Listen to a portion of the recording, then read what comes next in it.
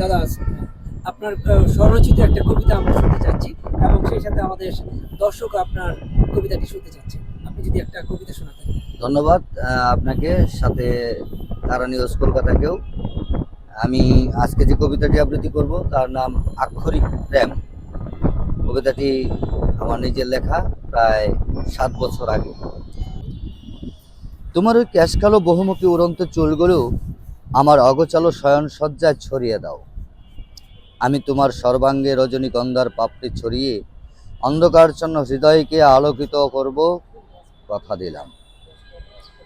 তোমার সুসজ্জিত দেহের আরাধ্য দেবতাকে আমি জানিনি, তথাপি অনেকটা দুঃসাহস করে বলতে পারি, আমার হৃদয় গহিনী দীর্ঘকালের জমানো প্রেম, অপরন্ত অক্ষত ভালোবাসা, সে হয়তো তোমার জন্য।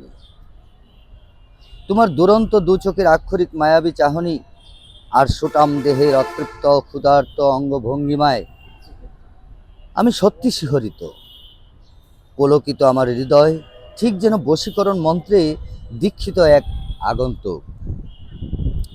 সকালে সূর্যোদয় লগ্নে বাড়ির পূর্বাংশে পুকুর ঘাটে ভোরের হিমেল হাওয়ায় তোমার অনাকাঙ্ক্ষিত উপস্থিতি, জলের উপর সূর্য রশ্মির কিরণ ছটায় মিলেমিশে যেন একাকার।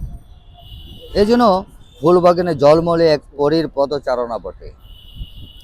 আমি সেই পরীর মনোমুগ্ধকর অসাধারণ পদচারণার আজীবন দর্শক হতে চাই। ঘরে বা বাইরে, হৃদয়ঙ্গমে দেবে দেবে কি আমায় ওই ক্যাশকালো উড়ন্ত চুলগুলোর সুগন্ধ ছড়িয়ে আক্ষরিক প্রেম, ভালোবাসার দাম। ধন্যবাদ সবাইকে।